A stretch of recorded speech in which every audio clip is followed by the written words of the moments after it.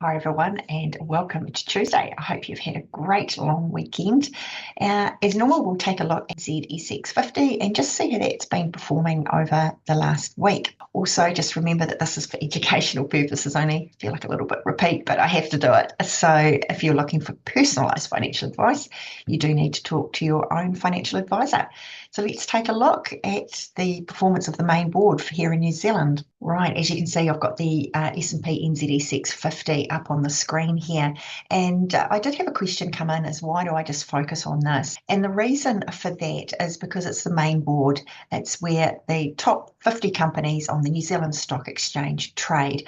Obviously, it's not the entire board, but as I've said before, in my own experience, I've now realised that because our market is so small and we do have a little bit of liquidity challenges with some shares, for me, it's important just to stick to the main board, the NZSX 50, and trade those shares only, simply because I have had situations as well where I've had a share, it's been a good winning share, hasn't been on the main board.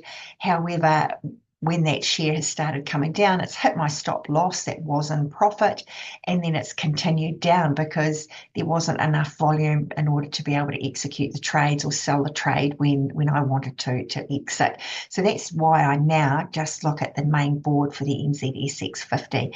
Hey, there could be some good shares that aren't trading on the main board that you want to invest in, and that's great. That's entirely your choice, but that would just be my word of caution, is just be aware that it may not have liquidity at a time that you want to exit. So anyway, so let's take a look here. I've already got it up on the screen.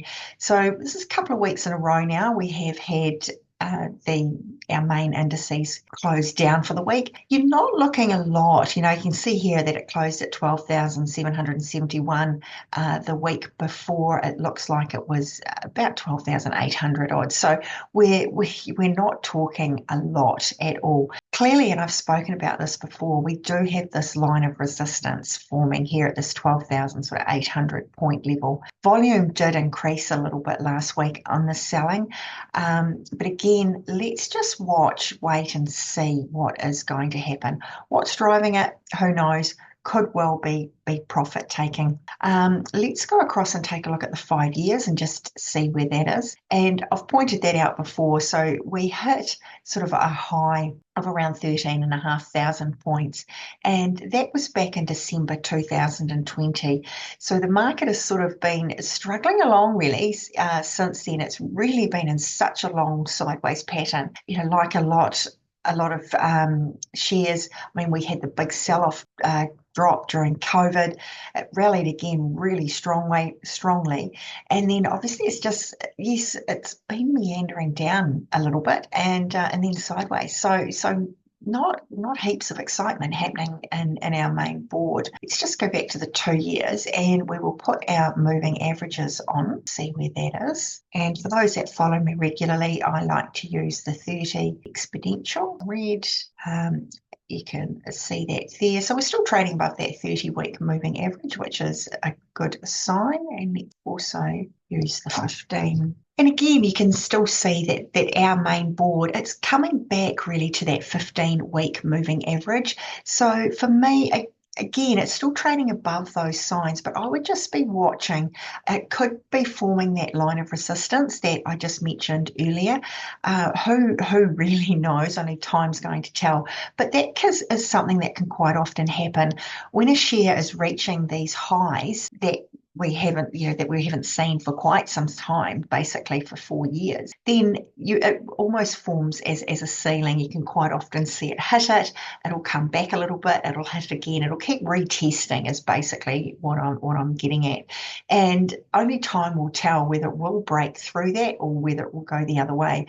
But these moving averages, they're still positive, which is great. So that's always a good sign.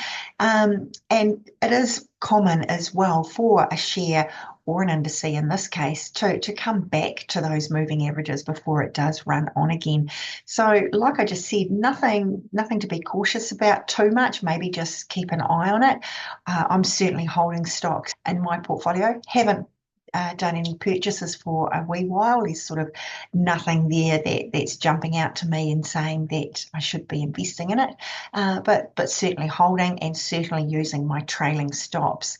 So I hope you're getting some value out of this. And if you're wanting to have a look at the share trading signal service that I offer, by all means, come across and have a look at that. It's free for the first 30 days, where I send out a weekly email letting you know what trades I'm doing, and also if there's any alterations to any existing shares and their stop losses. Stop loss is something that I find really valuable. Takes the emotion out. I've already predetermined where I'm going to sell, and if it hits that figure, the market just takes me out irrespective of what I'm doing. So I'd love to see you there. A lot of people are getting a lot of benefit out of it. So also Thursday, I'm taking a look at Contact Energy if you want to come across and have a look at that. Till then, have a great week.